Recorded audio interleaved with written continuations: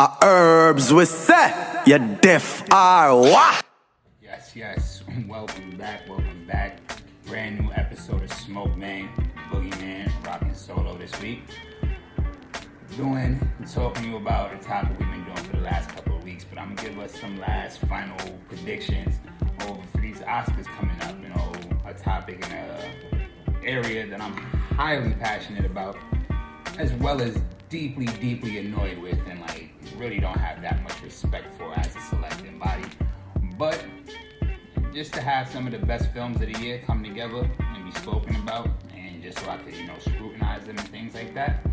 Yeah, that's the type of thing I'm into. So I'm gonna be talking about, some of the main categories. I'm fortunate enough to see most of these films, as I do usually every Oscar season, because that's what I'm doing. It's the film family and the smoke squad. You feel me? And that's just a bit of what we do over here. So, not gonna waste too much time to get into it. I'm gonna start with the Best Picture. Nominees for the Best Picture for this year are gonna be, I took some notes, because better believe, I wasn't coming unprepared for this one. So, I was able to see all of these nominees, so I'm gonna rank them in order of how I like them. And then, the one I like best is not always going to be the one I think will win, though, because you know how this thing goes, politics and all that. It's not for us, so don't expect to see a lot of, fair selections. So, alright, number 7. I really don't want to hear it. Promising Young Woman. I put at number 7. It's your obligatory every single year, men are terrible and do terrible things movie. It's cool, stories, pretty fun. Acting is decent. There's nothing really special about the film as far as the mechanics of filmmaking or anything of that nature. I really don't feel that at all. Next up, I think I'm gonna go with Trial of the Chicago 7. Trial of the Chicago 7 was based off a true story. The trial of 7 people took place in Chicago, where the police tried to say these people were trying to elicit ensuing riot, and in which I believe they got Bobby Seale or Stokely, I forget who was the Black Panther that they had on trial, who had nothing to do with anything. But they tried to wrap him in with the whole rigmarole, because you know how it goes. But the dialogue is always going to be some of the best. We'll come back to that in a later category. After that, I'm going to go up to 5 with Mank. Mank was jumping, y'all. I didn't really think so, but I think it was going to be. But I should have known better. David Fincher made Fight Club, 7, Social Network, Gone Girl, and Gary Oldman. Come on now. What else you gotta say about that? Now, it did very well. I think it would have been a stronger contention if they would have released it a little sooner to this whole deadline. But nonetheless, still a very well put together film, cinematography, and the way that it was framed and shot. About a movie which was the introduction to modern day cinematography as we know it, and that's Citizen Kane. Broke all types of rules. Check it out on HBO Max if you got it. After that, I'm going Minari. Minari. It was it's an Asian American film, or almost all in Asian. I think it's almost all in Korean subtitles. Very intimate story. Heavy performances in the acting with that one. And a lot of these stories, are human spirit stories, which is some of my favorite. If you know what I know and know what I like to make, seen some of the arguments that me and Mikey done had on this same very channel, y'all know that's what I get into. I like me a good story of the human spirit. After that, I think I'm gonna go Nomadland. Nomadland I actually just watched last night. Dude, that one's pretty fresh in my mind still. Chloe Zhao and Frances McDormand. It's actually almost like a documentary style, kind of, has a lot of non-acting actors in there, first-time actors, just to give it more of a real feel, real authenticity with the real people. I suggest y'all check that out, because I definitely underestimated it and came away real surprised. Number 2, Judas and the Black Messiah. Like, I can't front out. Under any other circumstances, I probably would have put it at number 1. Obviously, for many reasons. Shaka King is the absolute truth. I'll talk more about him as we go down the list in some other categories. But he's the truth, undeniably. He just gets busy, and this was his first like major studio film. And obviously the acting was bar none, and the script and everything was really great. I've said all I can say about it. Go ahead, check the episodes. Run the tape, coach. Check that. Check my film. Alright. And believe it or not, y'all, and I thought honestly the best film of this past year, 2020, was The Father. I really didn't know what to expect going into that movie, or that film rather. I just knew that, Anthony Hopkins, it's my boy Hannibal Lecter, as my son Tony Soprano would say, and Olivia Coleman, which she plays on The Crown, I think season 3 and beyond. She won an Oscar for The Favorite, I believe, last year. It's a lot to like. It's a lot to love. It's crazy because that's a movie or a film where you don't really know what is going on most of the movie, and it's perfectly fine. And it's perfectly beautiful because of that. Y'all definitely go check that out. But as far as the winner, I think that it's probably going home to Nomadland. Probably. Just because of, social narratives and things like that. We got a hot young woman director, a powerhouse of a female actor. So, especially the social times we're in now, look for that to probably try to clean up. And it stands up. It's a good film. I personally like The Father, but we'll just keep going. Best actor, you got Anthony Hopkins, Riz Ahmed for Sound of Metal, Stephen Yeun, I think that's how you pronounce his name. That's my son Glenn from The Walking Dead. My son left Walking Dead is playing himself in an Oscar-nominated role. Shout out to you, my guy. Word up. He did his thing. Gary Oldman for Mank. Herman Mankiewicz is his name. He's the person who wrote Citizen Kane, or wrote most of it. That story's been disputed for like ever, and who really knows the truth except for the people who made it. And I think Norman Wells. Yes, Norman Wells was the man who I think he started it and also directed it. So their relationship got contentious, and Mank just wanted his credit because he was a bit of a fuck up, but he got his story out, and that was most important. But I think this is going home to the person who I think deserves it the most, and that's Chadwick. I think, and I'll be honest with you, before a lot of these things, I was never really a huge Chadwick Boseman fan as far as his acting. I thought he was a good actor, young coming up, and had a lot of room to grow. So I wasn't like on the super bandwagon, even when he passed before his time. Wish his soul all types of peace and ease. But he was a grinder. The way he attacked his roles, it was bound for him to reach this place where he reached, because this performance was out of control. Like, I'm almost guaranteed positive that man, or his memory, his family is coming home with some gold. Not just because he passed, but honestly because he really deserved it in this role. Like, I really feel he acted his ass off in this film. As far as the actresses, we got, again, Frances McDormand for Nomadland. We have Vanessa Kirby for Pieces of a Woman. That's the one I haven't checked yet, so I really can't rank her too much. Carey Mulligan for Promising Young Woman. Again, it was solid, it was cool. Viola Davis, y'all. Viola Davis. That's mama right there. Like, Viola Davis and Ma Rainey's Black Bottom. When our last episode, we went down this, back and forth. Again, go check it out. Andra Day, obviously. Again, we said all we could say about her and then some. Beautiful, masterful work.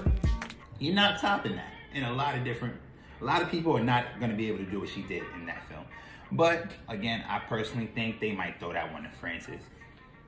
Don't agree with it, but that's just the way these things tend to go. Let's keep it rocking and rolling. Let's go down to the supporting actresses, right?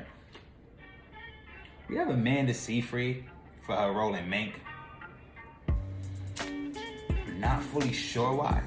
Like, I guess she was a supporting role. Like, I don't know. It's just me. I'll bring that up later when we get to the last category.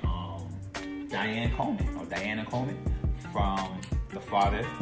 You know, again, she played a very, very, very, very loving daughter, and I just actually don't know. Go check out The Father and probably watch it 2 or 3 times to see what's really going on, because it's very difficult to tell.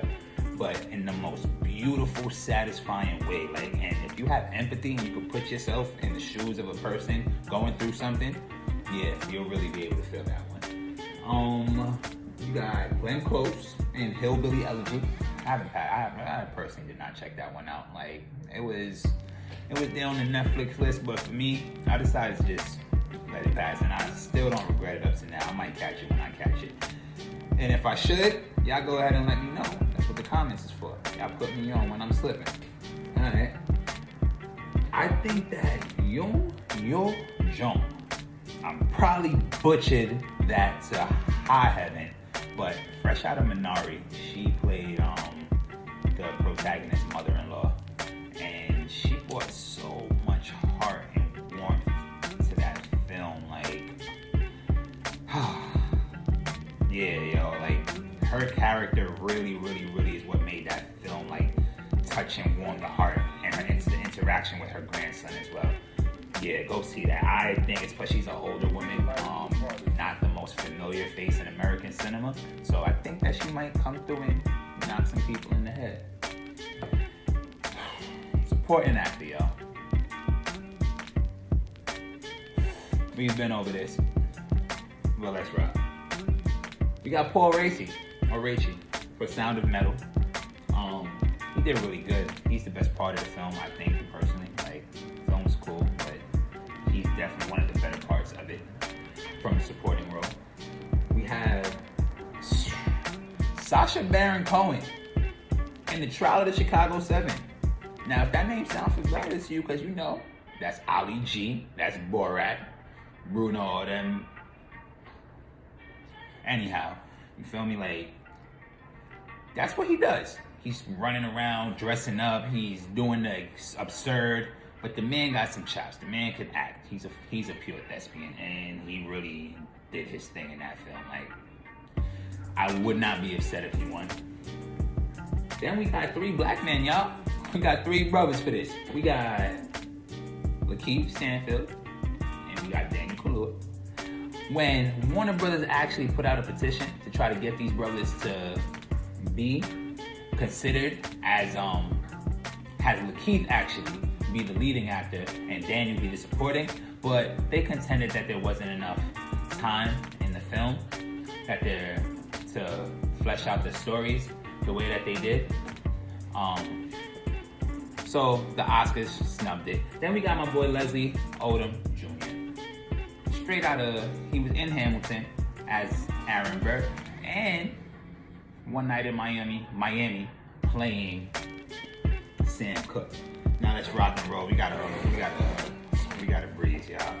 So, original screenplay, as a screenwriter, as a person who spends so much time thinking about and actually writing scripts and having so many done, this is a category I'm gonna throw some love to. So, original screenplay, we have Sound of Metal, Promising Young Woman, Minari, Judas and the Black Messiah, and The Trial of Chicago 7. My top 2 choices are definitely gonna be Judas, because it's heavily written by Shaka King. Again, my boy has done some great things. He started out with a short on YouTube called Boulignon. If you haven't checked it out, go check it out after you spend your time here.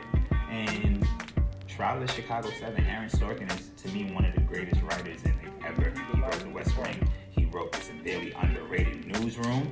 Newsroom is that shit, y'all.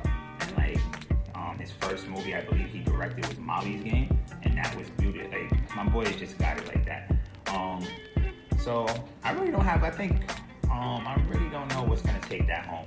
Adapted screenplay, we have One Night in Miami, The Father, White Tiger, Nomadland, and Borat. It's Borat, they said it was a sequel, so somehow it's an adapted screenplay, whatever. One Night in Miami was actually a play. created by, I believe his name is Kent Powers. He's the same person who co-directed and wrote Soul, y'all. Soul, which is probably gonna win for best animated film. So I think I'm gonna wrap up by talking about some of these blatant snubs, clear some things up. The Five Bloods only got nominated for best original score, which is blasphemous and highly, highly disrespectful. Like, we don't gotta do that. I think Kajillionaire was a really, really, really good film. Like, really good film, and I don't know why it doesn't have, I can't find a nomination for it anywhere, which is absolutely crazy. Delroy Lindo not being nominated for an Oscar is purely crazy to me. Whether it was a lead actor or an ensemble supporting, because it was a bit of an ensemble. Nah, what he did, the complexity of that man's character, like, for you to find a way to care of a black man wearing a MAGA hat, yeah, that's what you heard me correctly, and have some way of identifying with his plight and his pain and his purpose. Delroy, that was your performance of a lifetime. I don't know if I tell you different. The Devil All the Time didn't get no love. Yo, Devil All the Time. My son Robert Pattinson, Tom Holland. We know Spider-Man doing his thing, acting in a serious role. I thought it would have at least probably got for best adapted screenplay, but nah, no love. And back to the supporting actress. I don't understand how Dominique Fishback got not a one nod for a best supporting role in Judas and the Black Messiah. She was in the movie just as much or more as Amanda Seyfried was in that Mank film, and it's not even comparable, the layers and, you know, just raw power and passion of a performance that Dominique gave versus Amanda. But y'all know how it go. Politics, all that rubbish. It's just the way to go, but we know this thing is not for us, but shout to y'all for breaking through, being noticed. So people like me can come over here and spread your word, spread your name, and put y'all film and y'all work to other people. Even to the casual viewers, it's gonna hit home. So I'll leave y'all with that. Check in next week once we go over some of these winners and wrap this up and get back to the, you know, random fuckery that we do. Go eat some good food, you heard? Yeah, what's going on, y'all? Back again, solo, good eats, getting real experimental. Over here I made me some birria, feel me? But I was really feeling on some other shit, so I threw some jerk sauce all in it. Pause, super pause. But I threw that all in there, so I ain't gonna waste too much time. I'm just gonna jump in, feel me? So I really don't know what to expect from this, I'm gonna be very honest with you. I mean, y'all see me out of made jackfruit a few times, and whoever, you know, eats at my food service at Nature's Bodega has definitely had all kinds of jackfruit for me. This here, we gonna see what it's here for. But of course, I got some sweet plantains in the cut, and I was feeling like some nacho fries, really, with black beans. Simple business. Let's rock.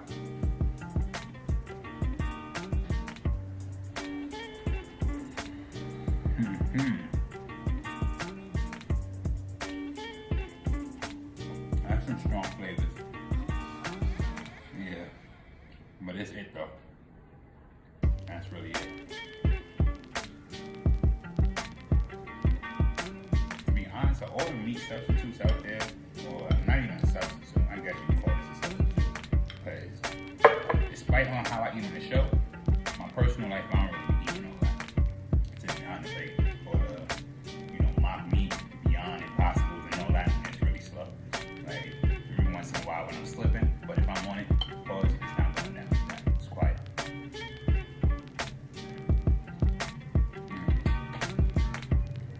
While I'm at it, yo, something just jumped in my mind. That I think it's time we address it. So all my brothers and sisters, black folk, black people, niggas, whatever y'all want to identify as, everywhere, right? I understand, especially those in my generation, right? Who grew up in the late 90s, mid to late 90s, early 2000s or whatever.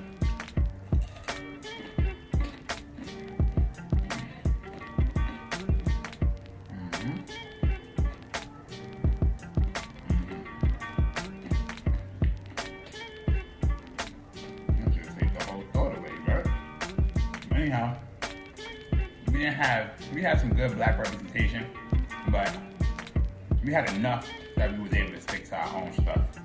And you know, many of the shows we spoke about on this very channel, you know, a plethora of times. Yeah, I said plethora. Can we stop the bullshit that living single was better than friends? Like, with all objectivity and like realistic. Like, can we stop this bullshit? I understand we want to be loyal to our own shit, but it's not even close. Like,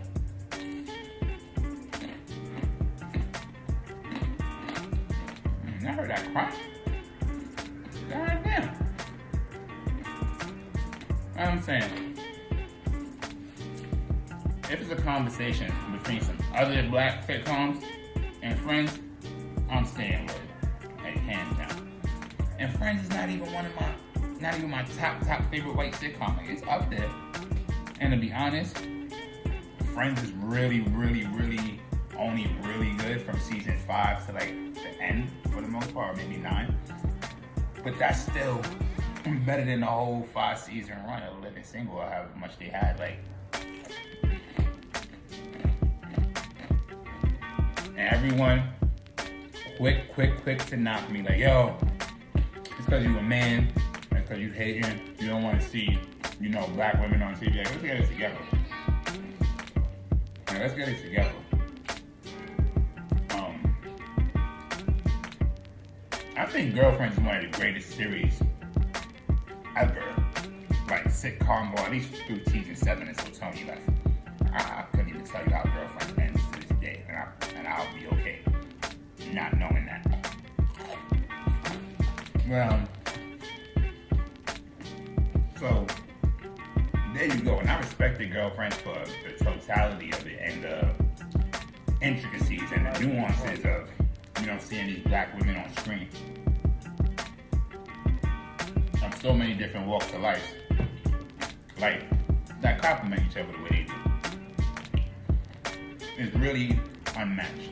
Like, y'all saw we did the episode of Fuck, Marry, Kill, Leave Alone, and it was off my girlfriend's character, and I'm still rocking with it.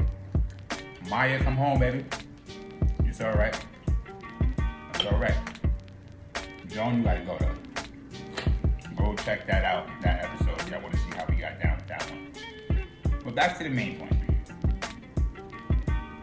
Khadijah was a solid main character. Like, but I don't feel like she was as solitary to have me as empathetic with her on her journey throughout the whole thing. For me, the best thing was Overson and Sinclair's relationship and dynamic. Regine was okay as the bougie girl, but when you come off of Whitley, you really can't touch that. And the Max and Kyle was son name. Max and Kyle, like, that was just a watered down version of the whole, you know, Martin and Gina, Red Fox and Shorty thing from the 70s. You notice that combative nature that, you know, about black sitcom. Wait. Well, it was nothing new, and it really didn't wow me. Friends, on the other hand, now you got super nuances. You got reoccurring good jokes that run across. You have omitted more characters, but at the same time, the growth and development of these characters, even in, if you want to take it from season 5 to season 9, 4 seasons from the time that Monica and Chandler got together, and you start seeing their progressions, Monica's character development, how she starts changing her nuances and everything, and then the storyline, the way it weaves, it's just really nice to look. And I don't know what we're talking about.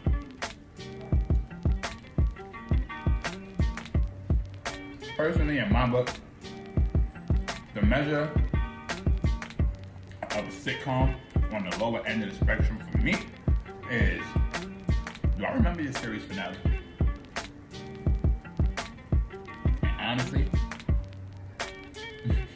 I do not remember the series finale of You'll be the life of the party. Living Single. Or Family Matters for that matter. Did he end up with Urkel? I mean, did Urkel end up with Laura at the end? Do you know?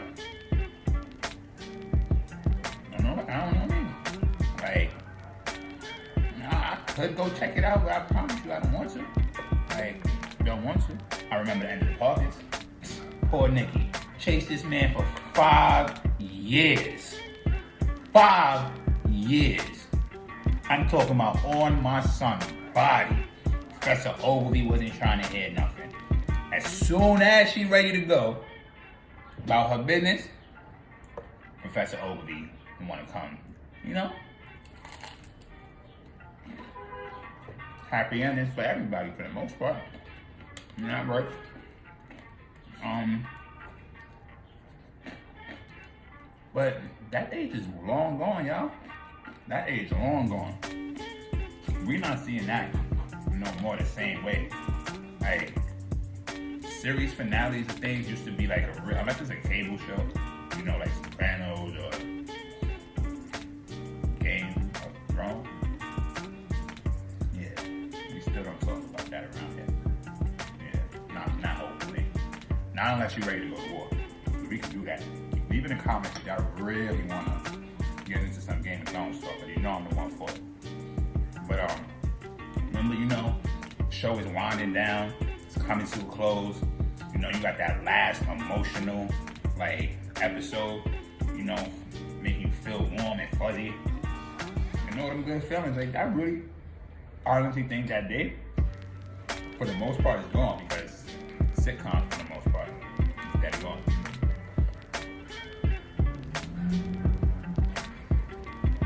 Nowadays, you find out your show is chapped just by getting a notification or looking on their Twitter feed or whatever. You know? Man, you invested 2-3 years with a show, and just like that, it's over.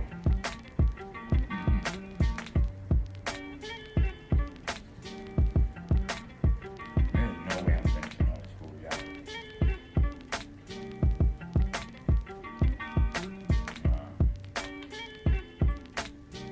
I expect this shit to be a bust down. Like the nacho fries, you know, we this is regular. You'll be the life of the party. You gotta keep the waffleness of it all, you feel me? Oh, that's not great stuff.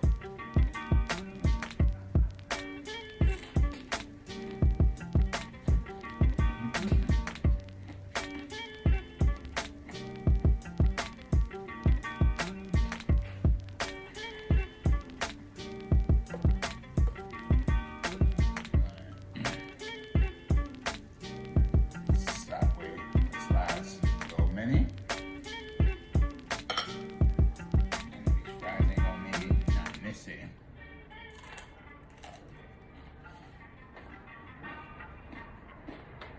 Yeah, that's it, y'all. That's it. These flavors.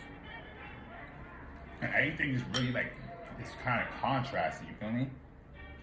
Like, it's got some jerk spice, again, super pause. Then you fling it over to the nacho flavor that is sweet with the plantain.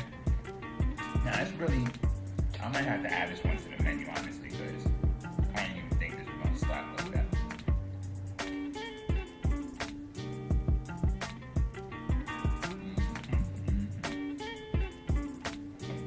Yeah, I think that's it. I'm speechless, y'all. I'm over here just...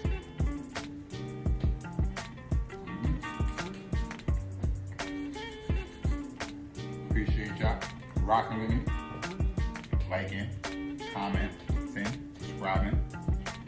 We wrap up this whole after season preview we've been doing. Above all else, y'all show love to you people, and that's it.